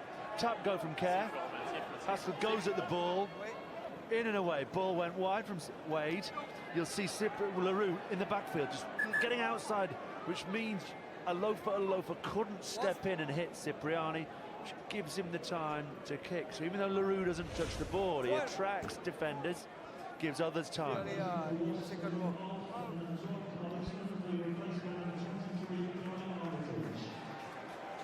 Guy Armitage comes on. Of course, his brothers Dylan and Stefan, great history in this competition with Toulon as winners. I won't list you all the times they've won, but they've had some success. And there's Guy, who played really well against the Saracens and was very close to selection for this. But there's trouble here for Quins, and Armitage will be looking to get on the end of this, maybe in midfield straight away. Cruz is on at hooker for Johnson, and he's carried well there. And Cipriani, and there's Macken, who has justified his selection there in one wonderful moment for Wasps, which takes them to the bonus point, and you can see exactly what it means from the reaction. When you go out the back door all day long, we talk about all out the back door, when the first receiver pulls it behind a decoy runner all the way, all game, to a second receiver just sat in behind, then eventually you just, after a while, you switch off and you overread, you don't stay square. Here's the initial error at the line out. Thomas Young sweeps up so much rubbish. And then it's Cipriani, he's on the line, he's got Armitage in behind, and he goes and he goes and he just drops off. For once, he just pops it to the short runner, not the ball in behind. And with it, Roberts just gets done. Macken, really good feet. That's a fella, Macken, who has been around, you know, at 26 years of age. He's tough, and you think, I've not heard that name much. And what he's done, he's seen Roberts square on him, and he's just shifted his body weight down the line and got on an outside shoulder. That's a really good piece of attacking running, not just from Cipriani, but from Macken, to beat a world-class defender. And Cipriani adds the conversion, and Wasps re-established their almost total control. Brendan Macken, Blackrock College, then produced one or two over the years, and certainly number 13s in Irish rugby. And whenever he's had the chance, Brendan Macken, he's always looked like he could offer a lot. It's just it's been so competitive in that position. Oh, one of those replays was absolutely sensational, because he was so square to Roberts, so square to Roberts, and then at the last minute, as the ball leaves Cipriani's hands, his hips move and his feet shift, and they move 12 to 18 inches to his right. Just does. So Roberts is set for the big hit, and suddenly Roberts then looks at the ball, watches Cipriani, looks back up again, and Macken has just shifted. This is the one here, straight, and then, oh, the feint outside. Beautiful piece of footwork from Macken. When they do play of the weekend, please put that one in. Yeah, you always want the sort of 80-metre try, the Ross Chisholm over the top, the class, actually the line-out drive from Ashley Johnson was excellent in this game. So you have different styles of perfection. From Macken, Cipriani put it on a plate, lifted it for him, but took his chance so well. Mistake from the restart from Quins, but they have a little opening here. Free decision against your team. Yeah. And one free kick more. Yeah. One collapsing, 3 collapsing twice. The same offence. Just be more disciplined in that area, please. And other words for the forwards. On our ball, we don't really catch it. You have to be more. On our ball, we don't really catch it. Come back, please. Yeah, Cooper Woolley again, another sort of shot Number 1 from Rowan Pan. He's actually just done Macken the loose head on that occasion. I've not watched a lot of rugby this year with Wasps, and it's not something I would recognise really, a Wasps scrum under a tremendous amount of pressure. Clearly Poit feels that Quins really have the upper hand, and Sinclair is having a go. Oh, the line-out stats. A tough night for the hookers. Referee hot on not straight. Romanu and Matthews part of the Quins pack now, as Bothma gets a hand to get it back. And it's Lang to Roberts. And once again we find ourselves saying Quins need something, and they need it quickly, very quickly, to approach the final quarter of this match. Kerr puts it into Glyn's path. Roberts. So often he ploughs his own furrow, but if they go with him, it's beneficial. because he makes ground every time, Jamie Roberts. Kyle Sinclair. Mike Brown. Wasps defence is good. Boyce. And Lang with a fizzing pass off to Chisholm. It's James Chisholm the forward. Sinclair loves that. That's the image of Sinclair in the loose. It is most impressed on the brain. Bothman. And that's his image that makes an impression. This is good from Quins. They're still scrapping. And their fans again are responding.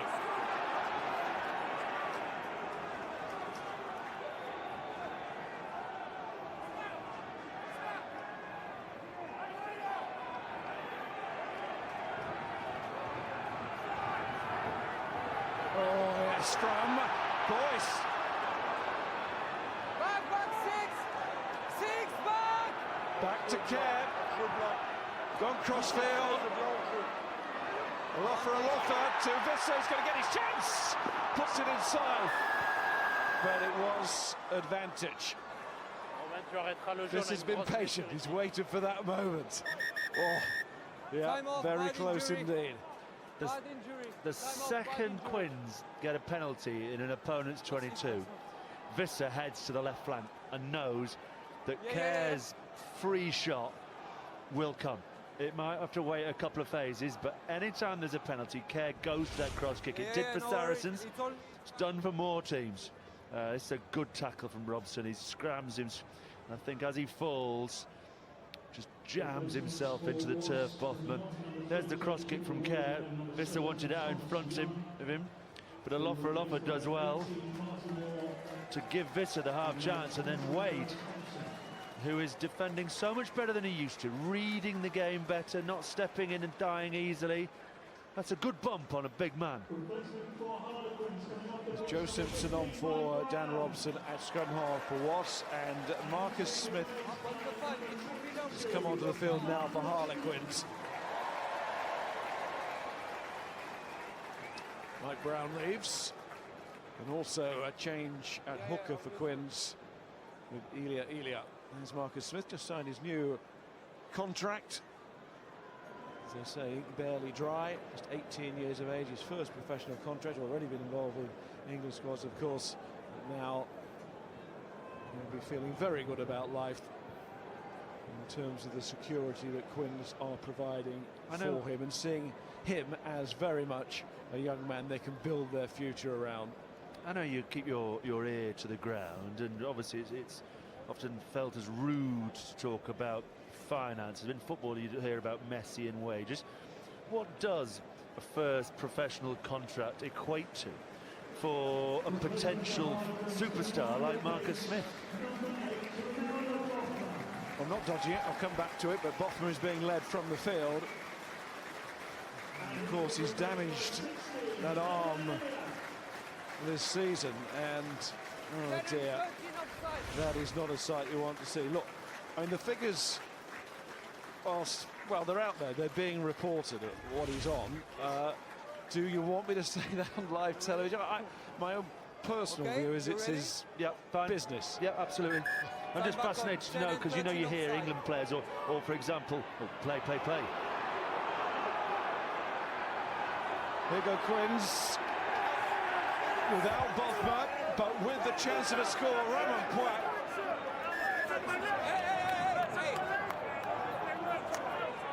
Oh, he's still having a look. ISO. Underneath the engine. Now, first question. That will be the first one. The ball is not in contact with the ground, that will be the first question, okay? Eric? I listen to you. Try yes or no. So the officials try and open up the bonnet.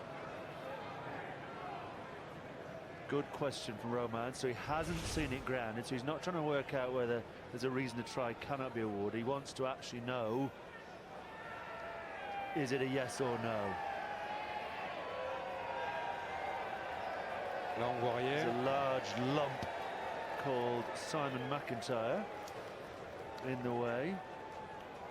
Good leg drive, good power from Quins. Glynn shunts them forward. Can you see anything down there? That might have been... Sur celui-là. Is it Lewis Boyce? Marty Moore's the tackler. Lewis Boyce the carrier. Guy Thompson in the way. So Marcus Smith is ready to take a conversion, but that tends to be what most sides do. As if that might influence the TMO in a truck who's 50 yards behind the main stand. This is the one, is it? Can't see anything being grounded there. Thompson in and under it. He's not going to move, is he? He's going to lie there and stay there. And wait a minute, right-hand side. Still looks like it's in the air. Peut-être celui-là. I mean, nobody's going to get any closer than Romain Poit. He was round the far side, he couldn't see. He does his best to hop and skip round, Jonathan Edwards style. On voit, il y a trop de doutes. Is that a ball or a Wasp shirt by Mr. D.S. Smith? I don't think he can give that, can he? Decision de Romain.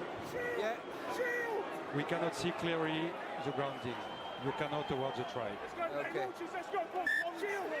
Time back on, scrum fine. He was on the scene, the referee. Yes, he was a bit blindsided initially, but he was running round, and as the players try and peel themselves back, of course that's not always possible these days. Wasps are acute to the situation. They'll wrap themselves around it for as long as they can, but there's no camera. It's going to get a better view. It's sort of why there's often a lot of niggle in these instances, because the defending side know there's no way I'm moving, because I don't want the ref or the camera to get a good view of whether this ball is down or not. So will they run the same move as they did in the first half, but this time hit Roberts? In the first half, remember, they went 8-9 behind Roberts, and Lang walked in. Ward now a flanker, of course. It's a slightly shorter short side. So in the first try, Cipriani was actually on the short side of the scrum with Wade. The first defender was Eastman for Lang's try. In this instant, it was one extra man. So I suspect because of the Wasps numbers, if they run the 8-9, my poker face would suggest this will hit Roberts, and Roberts will say, I'm having a dig at young Danny. Cipriani, that is. If, of course, the scrum ever takes place. Let's go, Cruz! With a wry smile, Danny Cipriani looks on and lets the forwards sort out this situation. He sorted out many situations himself tonight, though, in an excellent form again, letting everybody know at the club. Edith Livia Soloanga is about to come from the Highlanders, and what a sign that would be. 16 New Zealand caps, but in great position to get so many more over the coming years. Cipriani, this would be a bad miss if he left. Good tap from Simpson to Kerr, but Kerr did well to scramble on and set himself there for the forwards to do what they do. Chisholm, one of them. Boyce. Still 17 minutes left here. Absolutely, Miles. The score now, this game is game on. Kerr, and then Smith, and the young man goes. James Chisholm.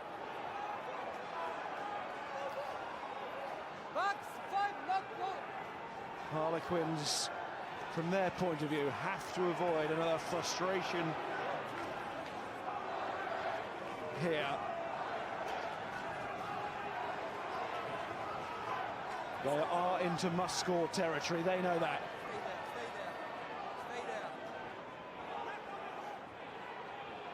And so does that Wasp defence. Ready to go again. On goes Matthews. Trying to roll for the line, but in doing so, might not be facing his own men. Desperate care for that ball to come back, and Matthews Have done well to get it back. And there is Kerr to score.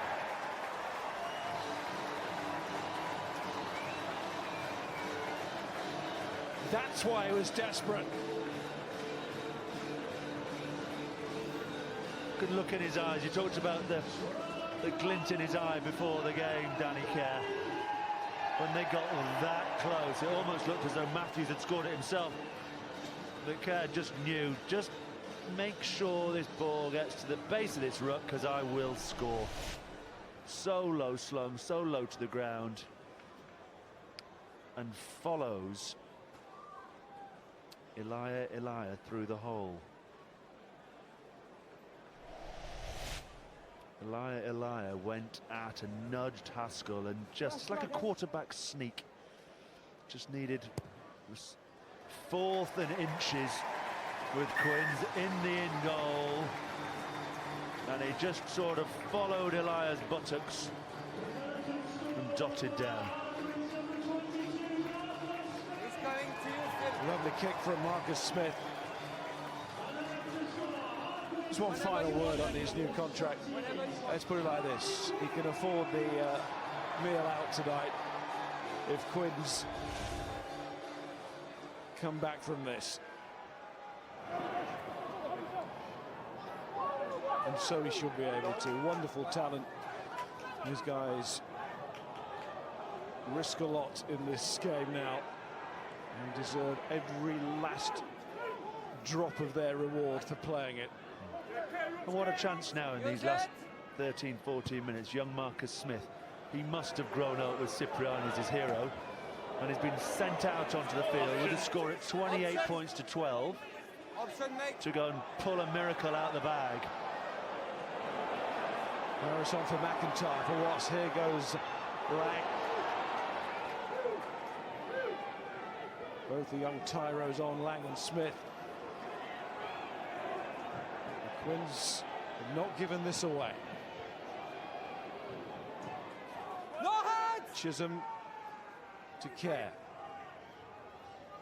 And Dave Ward again. So versatile. Smith. Lang quite happy at centre, by the way. It's a position that may be his long-term role for Quins. Learned his rugby as a teenager in North Wales before coming back to this part of the world where he's born, not too far from here. And Smith from down in Brighton finds Watson. That's a bad error from Marcus Watson. He had an absolute field to aim at. Marcus Smith dropped it into the corner nicely. Marcus had a little bit of time, had a sort of 15-metre channel. The only error he couldn't do was just drag it left. Back. You stay there and get the line on you. Good call from the touch judge. Well, as they gather for the line out, let's join Dai Young watching on. Dai, it's made it a little bit more interesting, that Kerr score, hasn't it? Yeah, you know, we're making some real basic errors really when we don't need to, and quite honestly, our defence isn't good enough. You know, we should have won this game quite comfortably by now, but look, we're going to be biting our nails for the last 5 minutes again. Look, we could talk, but I know you're busy. I'll leave you to it. 12 minutes to go. Big call from Dai. He's not often that strong when we go to him, and he talks about we should have won this game quite comfortably. He's clearly frustrated, and he'll be even more frustrated that another turnover has led to another kick straight out. They just can't find their way out of their own defensive third at the moment. Here's Dai straight back onto the other microphone. Some important messages to send from the boss. Was so close to exactly what they wanted. He rarely talks so strongly, rarely says we should have won this game comfortably by now. That must mean he's extremely angry with how they've defended. There's Smith again, Vissar. Oh, that's a good step. Here's Lang. He's got Chisholm outside, he's cutting back inside. Another try for Quins here, and it's suddenly anybody's game, and Kerr so quick to get in there. Smith running the show like Cipriani has been for Wasps, and that's a lovely step. Another one, and a lovely finish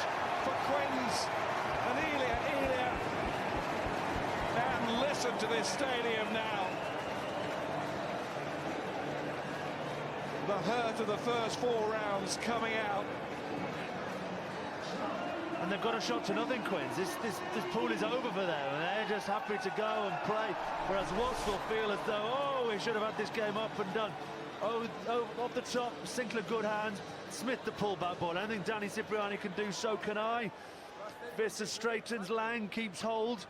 Could have thrown the speculative one. Ball comes back. Smith has a look. Lets the defender jump. Great feet from Elia. Another, is he a hooker? Extraordinary footwork in a 5-meter channel. Does LaRue completely. And carries the 2 little lads, Simpson and Wade, over with him. Majestic stepping, first from Visser. And to be fair, you'd expect that from him. But we're coming to expect it from the hooker, the replacement hooker, Elia as well. Marcus Smith.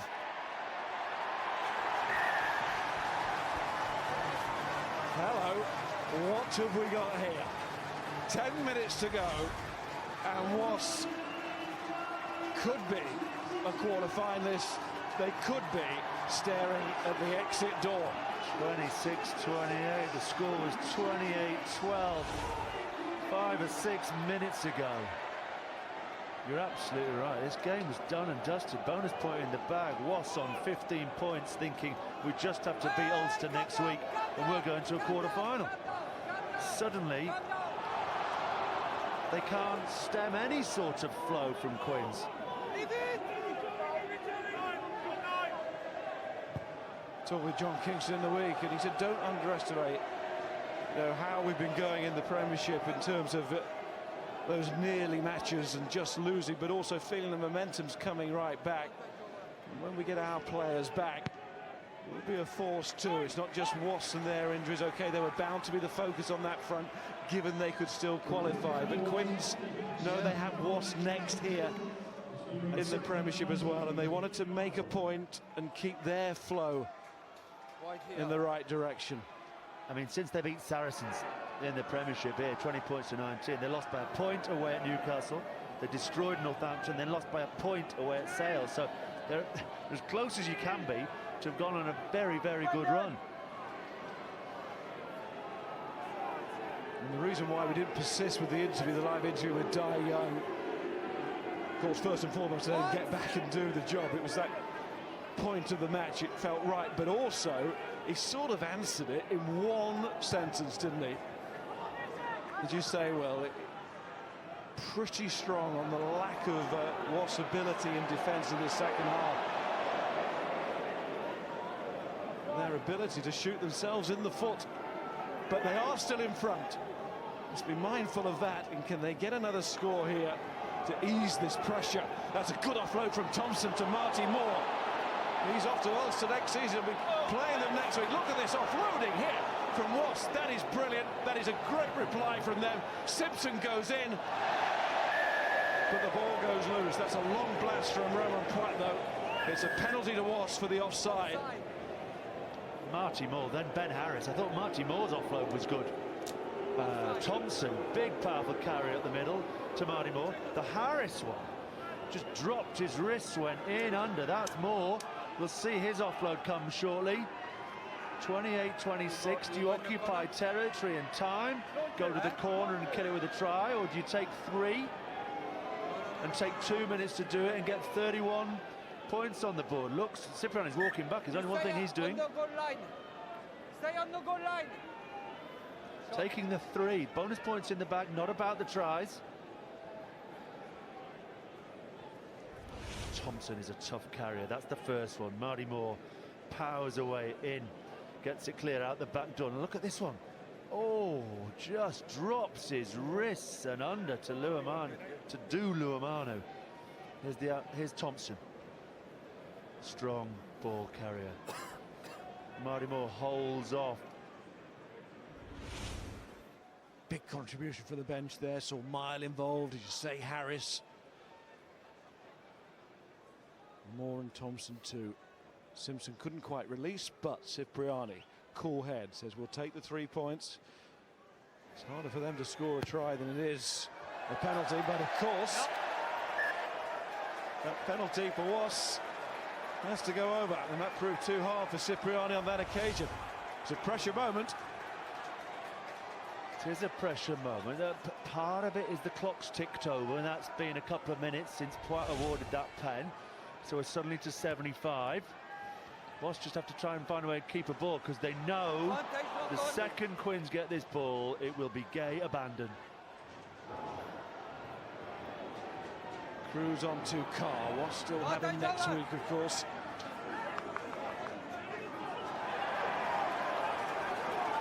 Just turnover for Quins.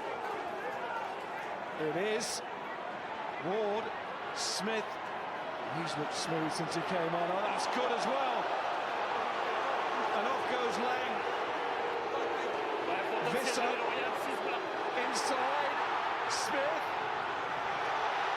Okay, can't take it. Ball's gone forward. Cool-headed Roman Poit. Now the crowd don't like the late challenge. We stay in a process. Come down. Jamie Roberts took a fearsome blow there. Haskell tries to shut the outside off. Wasps' line speed's gone. They're so terrified of making an error. Alofa stripped the ball. The width came from Marcus Smith. The long loopy pass initially invites Haskell forward. Chisholm, he goes. There's a shoulder in, there's an arm in there. And it's touch and go. Whether he would have got... Chest on with arms. I'm not going to listen to the crowd here. That's a high contact. That angle gives it away. It's an arm shot to the head. Now in the first half, Boyce went for a no-arm challenge. The referee said it more than one occasion, pointed out to the players. That was the reason.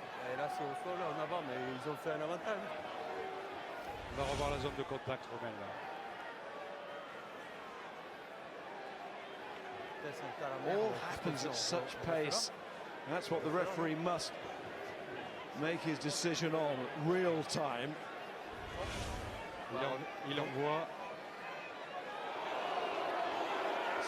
Chest on. That side doesn't give it away. That looks okay there.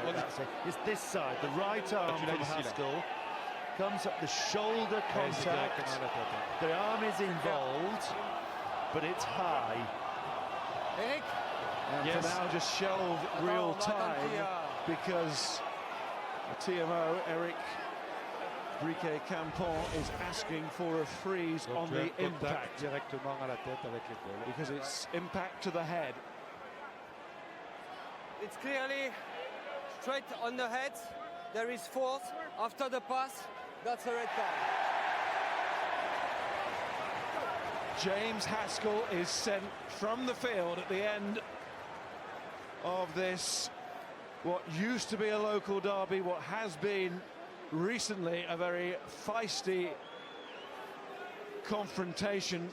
We've been saying it's been played in good spirit, but it's a match that now has a red card to its name as well. And the name in question is James Haskell. Jimmy, okay? He's tried to shut the outside off. He's frustrated at the lack of line speed. But Poit has looked at that and seen. I mean, I think his arms are involved. However, that doesn't make any difference to the fact that Haskell's shoulder makes contact with Jamie Roberts' head, and the ball has gone. Roberts, ball gone, head contact. Look, I think it is minimum entry point, but I think it is a red card. I don't think there's a long ban to follow from that hit. But technically, head contact, marginally late. The handshake has come from Haskell and Roberts on the touchline. And there Roberts returns to Haskell. To old rugby enemies many times, England versus Wales, both of them now Lions, of course. They're not on the same tour in New Zealand this time around when James Haskell was there, but that was good to see also Haskell's immediate reaction, the concern for Roberts. Some would say so he should, yeah, of course. But he could have run back and defended and actually stayed. Which is the point. But also Jamie Roberts' response as well. But no doubt, much to be debated after the game. We have a game to concentrate on. Dave Lewis is on, so 2 scrum halves for Harlequins, as well as 2 hookers. And there's a scrum half for Wasps, Joe Simpson, Mr. Elusive there. What's the collective noun for scrum halves? There's a monkey of scrum halves out there. Use it, White! A gaggle. A nightmare of scrum halves. Poor old Roman Poir, he doesn't know who's talking to him. Scrum halves everywhere. What a 3 minutes. We mustn't forget this, that if Quins come back and beat Wasps end up, yes, with a bonus point and the Luminous bonus, go to 12. So still technically in it with 12, but teetering on the edge when 15 minutes ago they looked like they had a winner sort of takes all round 6 game against Ulster. Ulster on 17 after their victory today. La Rochelle on 16. They fancy their chance, of course, at home against Quins, but we're not going to write that one off on the evidence of this Quins performance tonight. Just over 2 minutes through the Quins' hands. Lang, who's grown more and more into this match, he really has. Visser. Back.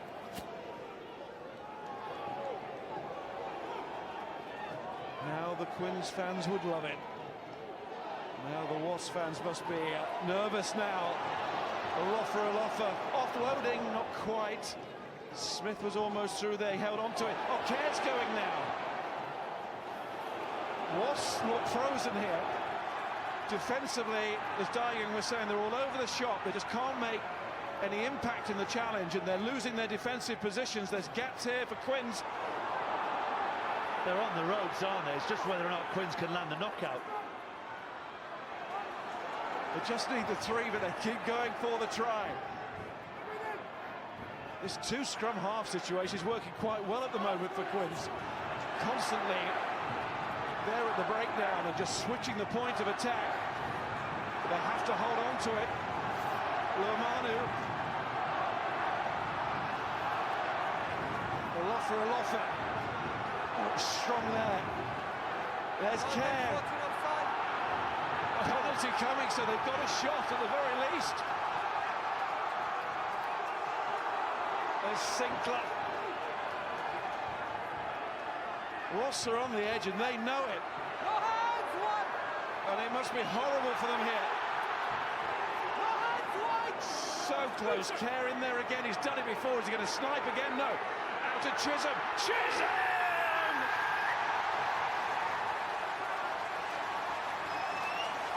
Oh my goodness. They could have put Ross out.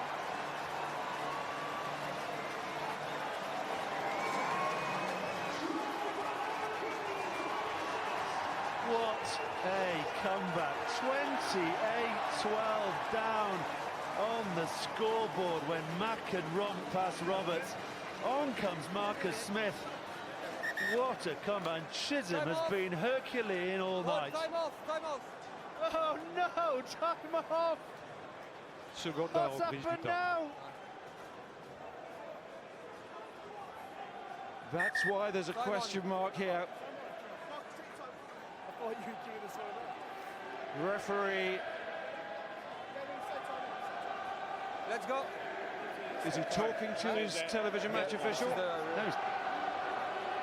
he's telling Smith to get on with the conversion. No, he's given it. No, it's given. That is it. Harlequins have won.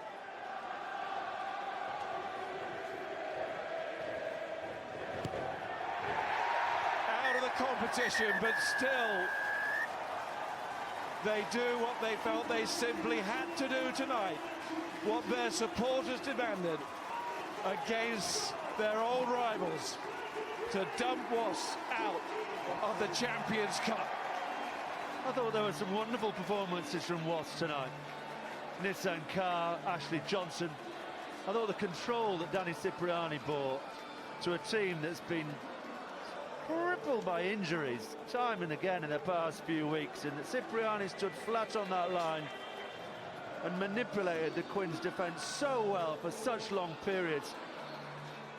And then on comes young Marcus Smith, leads the charge, the great pass for the Ellie earlier try, but Chisholm all night has not taken a backward step. He has thrown his body up against that Wasps defensive line, scored the match winner, and with it, James Chisholm is my Heineken man of the match. Well, how have Wasps lost that?